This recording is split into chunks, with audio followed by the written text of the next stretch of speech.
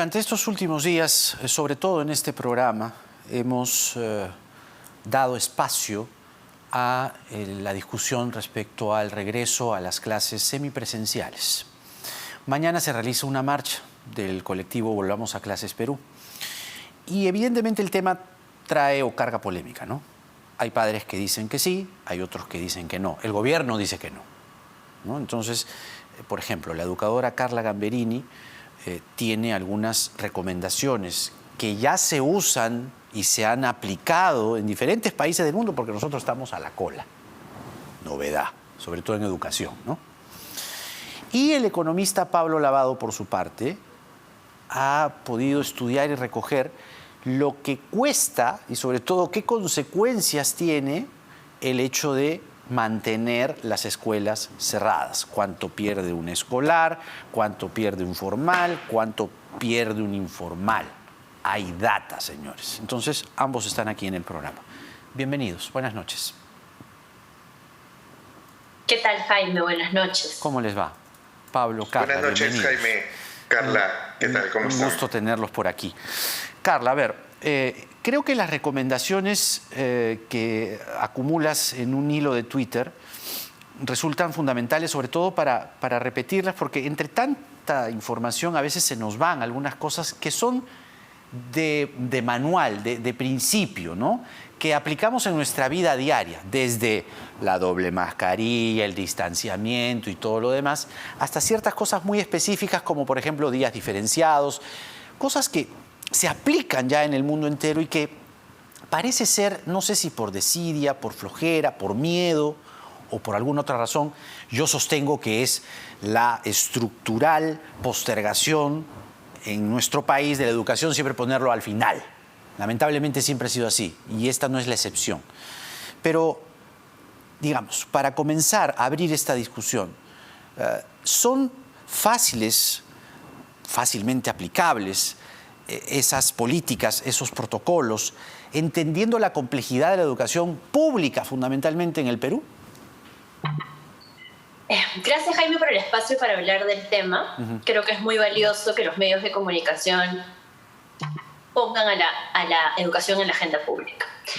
A ver, dicho esto, es bien importante lo que mencionas de que el Perú ha dejado en la cola la educación, porque creo que lo primero que hay que entender es que la educación no es un servicio accesorio como lo puede ser los cines y los bares que ya están abiertos. La mayoría de países del mundo, y los casinos, la mayoría de países del mundo ya priorizaron, digamos, la alimentación, el transporte e inmediatamente después la educación. Claro. Muchos abrieron escuelas, luego las cerraron, efectivamente, para buscar mejores mecanismos y ahora ya volvieron a abrir. ¿Qué mecanismos son los que se han mapeado a nivel internacional que funcionan? Hay unas recomendaciones globales que se han dado por UNICEF, UNESCO, Banco Mundial, que pasa por 3 elementos del retorno. El primero, el retorno tiene que ser semipresencial. Entonces, pensar que vamos a volver a la misma dinámica de escuelas anteriores a la pandemia, con todo presencial o con horas completas lectivas, es un error. El mecanismo que hay que buscar desde la gestión escolar es semipresencial, es decir, solamente ir en grupos pequeños, aulas con espacio, aprovechar incluso espacios abiertos donde haya, e ir en días diferenciados exclusivamente docentes y estudiantes. Es decir, olvidémonos del resto del personal adulto en la escuela, eso podría ser mucho contagio. Entonces, eso es lo primero, semipresencial. Lo segundo, seguro. Como tú has dicho, mascarillas, nuevamente distanciamiento, protocolos, rastreo de contagios y fortalecimiento del docente para saber cómo manejar estos casos. Y tercero, voluntario. Cada familia ha vivido la pandemia de una manera diferenciada. Entonces, es bien importante dar la información clara a las familias para que decidan. Dicho esto, no es fácil. Claro. Y no se aplica de igual manera en todos los contextos. De hecho, cabe decirte que en el Perú hay muchos escenarios educativos y por eso el retorno debe ser progresivo y el fortalecimiento de la gestión escolar para lograrlo es individual, es diferente y tiene que ser trabajada de manera local. Entonces no vale mucho ni aporta mucho dar una política nacional que diga mantenemos todo cerrado o abrimos todo, claro, si cada escenario local es diferente. Claro, claro, exactamente. Yo sostengo también que a la educación se la ha mantenido en cuarentena, ¿no? O sea, se levantó toda la cuarentena en todo, ¿no? Ya has mencionado gimnasios, casinos, cines, todo lo demás, pero el colegio no. Pablo, has presentado una lámina en el Centro de Investigación de la Pacífico bien interesante que nos gustaría que puedas resumir respecto a cuánto cuesta al país, a la gente formal e informal, al escolar como ente individual y a los escolares como tales. Es una montaña de plata. Efectivamente. Lo que hemos calculado con Vanessa Berrocal es que el no estar asistiendo a la escuela por 2 años, y acá voy a hacer un pequeño paréntesis, en realidad no son 2 años los que no están yendo los estudiantes a las escuelas, sino fíjate que para muchos ni siquiera empezaron la escuela el 2020, entonces estás contando 3 meses de vacaciones del 2019 al 2020, 3 meses de vacaciones del 2020 al 2021, sí, y probablemente 3 meses más del 2021 al 2022, que harían 9 meses, casi un año más. Cierro paréntesis. Entonces, para 2 años de no haber ido a la escuela, esto significaría una pérdida de aprendizajes de aproximadamente 2.4 años de educación. Esto quiere decir que si no se hace nada, los niños van a tener 2 años menos, 2.4 años menos de aprendizaje, lo que se va a traducir en un menor conocimiento, en una menor empleabilidad, en una menor productividad y en menores ingresos cuando ingresen al mercado laboral. ¿Cuántos menores ingresos en el mercado laboral va a representar para este joven entre los 25 y los 65 años de edad? Va a significar para aquellos que van a trabajar en un trabajo formal, que es 1 de cada 4, una pérdida de menos de 10% de sus ingresos mensuales. Pero por supuesto, los shocks siempre son más fuertes para las familias más vulnerables. Así es. Lo que significa que para las otras 3 personas que van a trabajar en el sector informal va a significar una pérdida de ingresos de 40% mensual. Es decir, si un joven gana 1.000 soles mensuales, más o menos alrededor de la remuneración mínima, va a pasar a ganar 600 soles mensuales. No, es brutal. Esto es lo que hemos estimado. Es brutal. Ahora, Carla, hoy se ha publicado un decreto que declara en emergencia a la educación. Y hay 6 variables o 6 ejes, mejor dicho, desde donde se plantea esta emergencia. Y la verdad es que cuando uno lee algunos comentarios de padres que se identifican como tales, evidentemente lo que más saltan son los temores, ¿no?, de quienes están en contra. No dicen, claro, ustedes, ¿no?, hablan y no... Por ejemplo, ¿qué va a pasar con los niños cuando vayan al transporte público? Y es que yo no sé, tú me dirás, si es que este decreto de declaratoria de emergencia cubre realmente el espectro de las prácticas globales que se están implementando para el retorno a la semipresencialidad, o es más una cosa gaseosa, un saludo a la bandera, y no ataca problemas específicos, como por ejemplo el transporte. ¿Cómo van a llegar los niños al colegio? Tomando quizá experiencias de otros lados, ¿no? ¿Qué piensas tú? Vamos a darle el beneficio de la duda al decreto, en el sentido de que hoy es un decreto global y tiene unos días todavía para reglamentarse. Entonces es la oportunidad para justamente decir qué es lo que tiene que estar incluido en buscar una respuesta a la emergencia educativa. Entonces, lo primero, yo creo, tiene que estar incluida una campaña de información muy fuerte justamente para trabajar este tema con los padres de familia, madres de familia y docentes mismos. No son solo las familias las que tienen miedo, son los docentes mismos. Yo he recibido muchos comentarios desde Más Educación P. Nosotros conversamos con docentes mucho, con docentes de las zonas más vulnerables, pero también con docentes de zonas urbanas. Y hay una campaña de desinformación en la que, por ejemplo, sale pues una autoridad pública a decir los niños contagian más. Claro.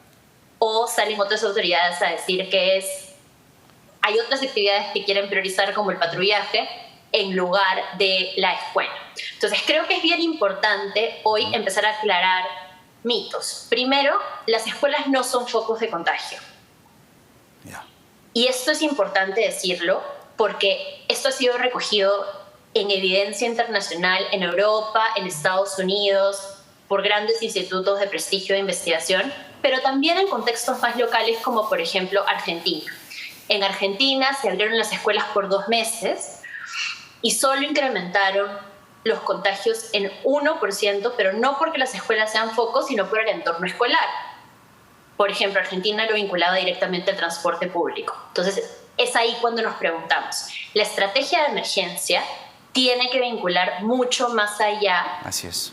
de decir no abras o sí abres, sino de hacer que el entorno sea seguro para los estudiantes. Entonces, en ese sentido, los pasos para abrir es primero no poner en duda que se tiene que recuperar la educación y buscar estrategias locales para hacerlo. Entonces, necesitas que gobiernos locales actúen con municipalidades, cedan espacios públicos de repente para hacerlo al aire libre, organizar en donde ha funcionado, organizar primero en las escuelas y a las poblaciones que están cerca y pueden ir caminando, por ejemplo. Claro. Entonces, empezar a verlo así. Yo creo que el problema con los grandes decretos es que norman y no piensan en la aplicación de esto. ¿Y quién tiene que aplicar esto? Primero, el docente y la docente.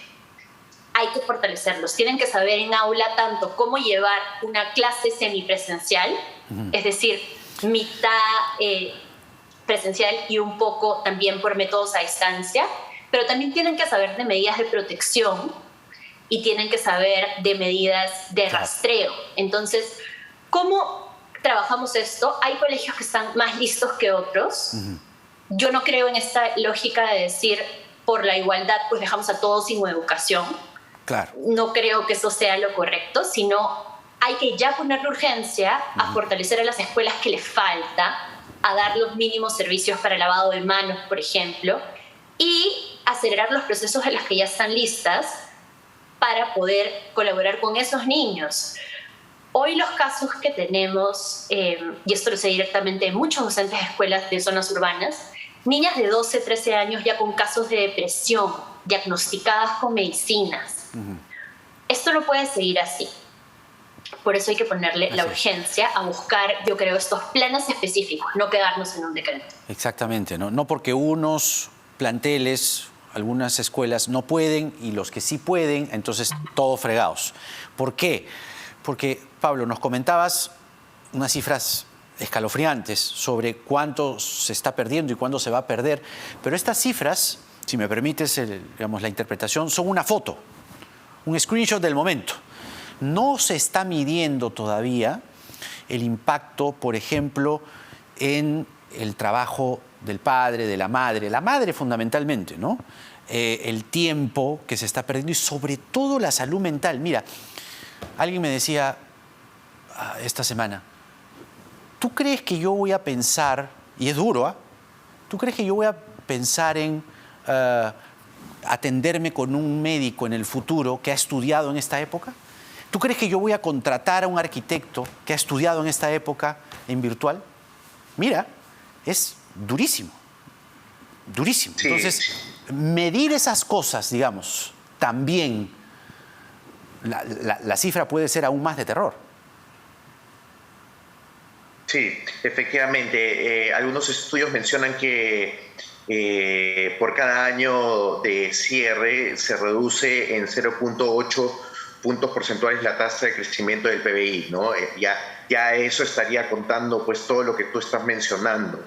Es por ello que es importante poner a los niños, niñas y adolescentes en el centro de la discusión.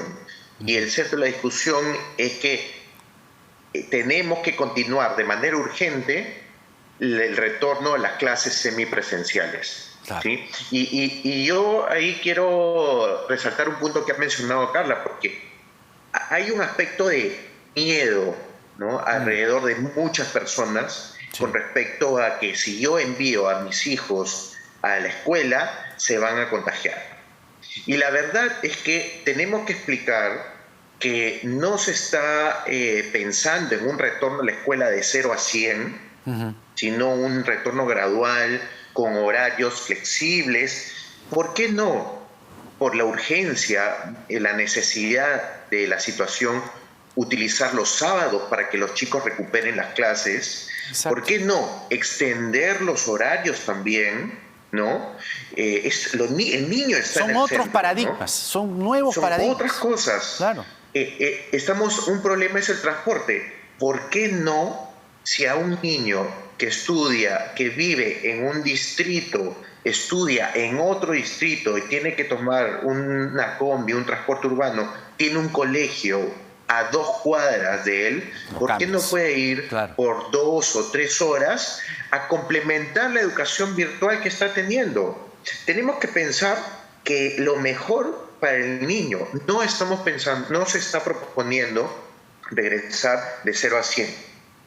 Es una transición, y lo importante aquí es remediar el impacto que ha tenido el cierre de las escuelas en el aprendizaje de los niños.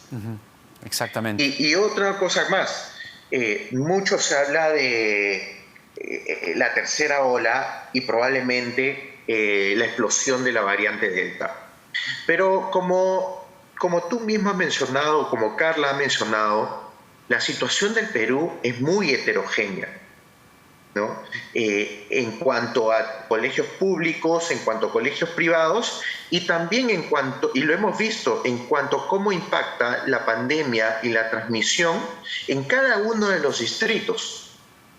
No podemos pensar que la variante Delta va a afectar de manera homogénea a todos los distritos, y tenemos que aprovechar aquellos espacios para no cerrar, sino para continuar con las clases semipresenciales de esta forma tan flexible. Ha sido un gusto conversar con ustedes. Lamentablemente el tiempo se nos ha agotado, pero queda esta conversación para seguirla, porque, digamos, ya el Premier ha dicho que por lo menos este año no va, y nos parece, por lo menos en este programa, que lo que hay que hacer es entregar información, datos comparados, digamos, ejemplos de otros países, porque además ejemplos abundan, porque nosotros estamos a la saga, ¿no? Sí, brevemente, Pablo, por favor. Brevemente, ni siquiera datos de otros países, porque ya tenemos escuelas con clases semipresenciales. Correcto. Podemos hacer el monitoreo de esas escuelas que ya abrieron. Tienes toda la razón.